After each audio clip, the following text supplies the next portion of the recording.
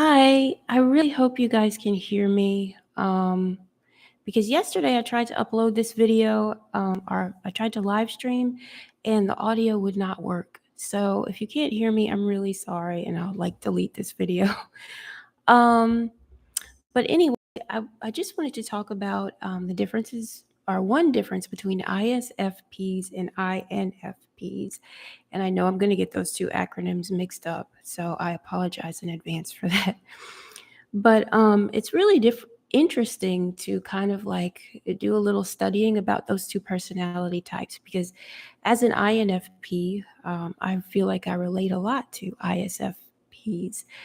And I have a few friends, well, maybe like one or two, who I think, if I'm not mistaken, that they have tested as INFJs, but I have a suspicion that they might actually be ISFPs. And I was watching another YouTube video where an ISFP was interviewed, and she mentioned that when she took the test, she first tested as an INFJ, but deep down she knew that wasn't right.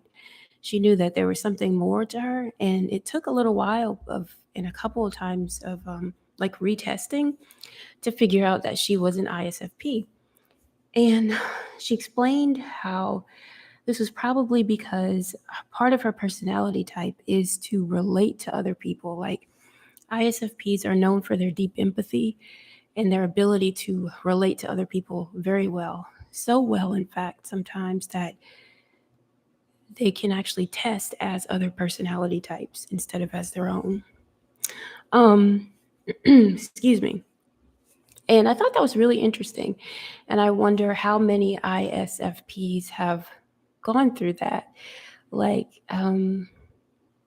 do a lot of you go through that? I don't know. So if you are an ISFP, please feel free to share your experience on that. Like if your empathy is so vast that sometimes it makes you change a little bit as circumstances need, to the point that you actually test as a different personality type. Um And I think that is one major difference between INFPs and ISFPs. Like as INFPs, we are very empathetic too. And this is partly because of our huge imagination, I think. It's just like our brains are wired to try and put ourselves in other people's shoes. That's just what we naturally do. But then there's this other thing about us that I don't quite know how to define in one word. But this other aspect of our personality that keeps us very firmly rooted to who we are. And it could have something to do with the fact that we are so introverted and so living in our heads that we are always aware of who we are and what our standards are. And there's just something about us that will not change. So, as much empathy as we have for another person and the ability to put ourselves in their shoes and feel for them, there's also this thing that just does not change about us. It's almost like a stubbornness, except I wouldn't use that word really. I don't think that's a very good word to describe it. So, I'm sorry I'm failing at finding correct words, but I think that thing, whatever it is called, is something that makes us really different from ISFPs. Um, and maybe it's just that we live in our head so much. Maybe that's what it is. I don't know. But that's not the one big difference that I even wanted to talk about. Um, in doing some research on this subject, it seems that ISFPs are like, they're so cool. They can be like chameleons because of their ability to adapt to whatever circumstances they find themselves in. They are very warm, are known generally as very warm and charming people. They're very likable because of their gentleness and their open mindedness. They're not judgmental. They have huge imaginations, which leads them to be very creative. And their creativity is paired with an energy and an active nature that pushes them to sometimes take risks. Like they'll be the ones to go skydiving and um, and things like that, just like do really fun activities that some would consider dangerous and might avoid due to fear. But ISFPs, as gentle and, you know, quiet as they may be, they'll go do it. So they have like a lot of courage. Um, so they are very similar to us INFPs, I feel, in the way that their gentle nature, we share that because we're usually pretty like, we don't like confrontation, generally speaking. We just like peace and to keep peace with other people. Um, we're, like I said earlier, also very empathetic. And we also have huge imaginations, which lead us usually to be somewhat artistic, whether it's writing or painting or, I don't know, creating music or something like that. We also share that with ISFPs, generally speaking. And our imagination does lead us a lot of times to dream about doing these huge adventurous risk-taking things like going, mountain climbing or skydiving. Like we often do dream about doing those things, but the thing is, we just dream about it usually. Like it'll take us a long time to actually go and do the thing. Whereas ISFPs, because they have this huge imagination, just like we INFPs do, they have that. But then they also keep one foot firmly in reality. And I think that's one of the major differences between INFPs and ISFPs.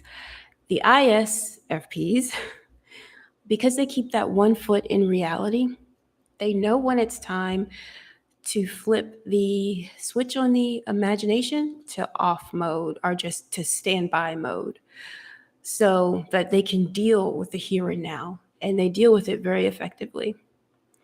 And I think that's also part of what makes them very charming and likable. Because when they first meet, like let's say they're in a new job and they're meeting a bunch of new people, and that can be a little nerve wracking to anyone. Well, they have this imagination, but they don't use it as a shield or a place in which to hide. They realize, okay, the here and now is that I'm meeting this large group of people who don't know me. So I need to turn my imagination off for a second or put it on standby and deal with meeting people and being kind to them and smiling and maybe acting like an extrovert for a little while. And then I'll switch that off and I'll go back to me mode. Me as an INFP, and I think other INFPs may share this, that's not going to happen. If I'm on a new job and I'm scared because I have to meet a whole bunch of people, I'm going to hide in my imagination. When people come up to me, I will like acknowledge them, but most of me is going to be in my head. So I may not smile as warmly as I would like to. I may not talk as much as I would like to because I'm scared. So I'm hiding in my imagination and just kind of dealing with the here and now. So I'm not saying that's all INFPs, you know, but that's just me. And I think that I would venture to assume that some other INFPs may do the same thing, like use our imaginations as a shield a little bit more than ISFPs, than the vast amount of ISFPs do. So I may not come across as charming and likable as the ISFP who has switched her imagination off or into standby mode. Um, Another thing about their ability to about their perspective when it comes to imagination and just the way they view life that kind of meshes with what I just said is I think that INFPs, when we perceive any task or just the world in general, we like to have an overview of it. The thing about us is we often look to the past, like we get stuck. Some would say we get stuck in our memories. But the reason we do that, it's not because we're dumb. It's because I think most of us feel like history informs what we know about the future. So the reason that I think INFPs tend to look to the past so much is because we're trying to figure out the big picture. We're trying to look for patterns to help us understand what's going to happen in the future.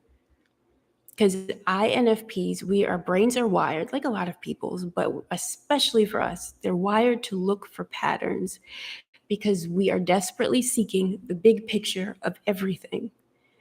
When we have that big picture, that helps us to feel more secure. Like we feel like we know what's going to happen so that we can adapt to it. Um, and that kind of does keep us in our heads a lot because we're constantly trying to figure things out and look for patterns related to the big picture. Whereas ISFPs, because they are so in touch with the moment, with the here and now, instead of constantly looking to the past and thinking, well, this happened 5 years ago. So is that going to happen again? And how does that inform this and blah, blah. Instead of doing all that, they're looking at the moment. What's happening right now? How can I address this? How can I fix this right now and make everything okay in this moment? So I think that's one of the big differences between us. They're great at dealing with the here and now and living in the moment. It's the beautiful thing about them. And the good thing about INFPs is that we can kind of like foresee certain, not really foresee, but we can make educated guesses about the future and about the direction of where things are headed because we're always looking to the past so that we can understand the future.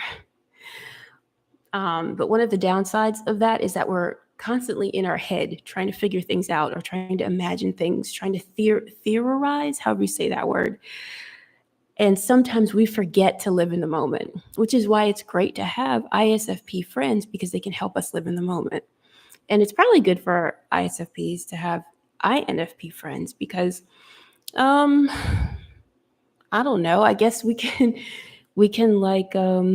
share some of our theories and thoughts about what might happen in the future and maybe encourage our ISFP friend to stay in touch with themselves.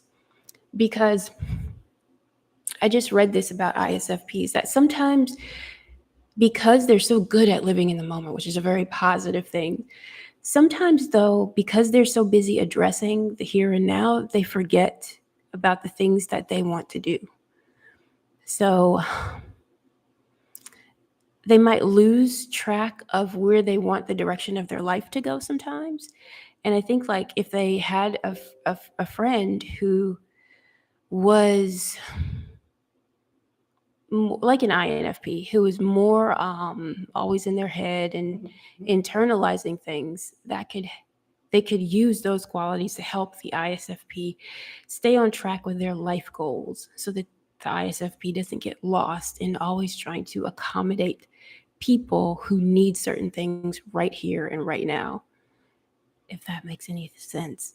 So, anyways, I really hope that you could hear the things I'm saying. If not, like I said, I will just delete this video and I'll try to um, remake it or something when the audio is working again. And if you can hear this, please feel free to leave comments because I don't know a lot about this subject and it would be nice to hear more from very informed parties. Okay, thank you for watching and I hope you have a wonderful day. Bye.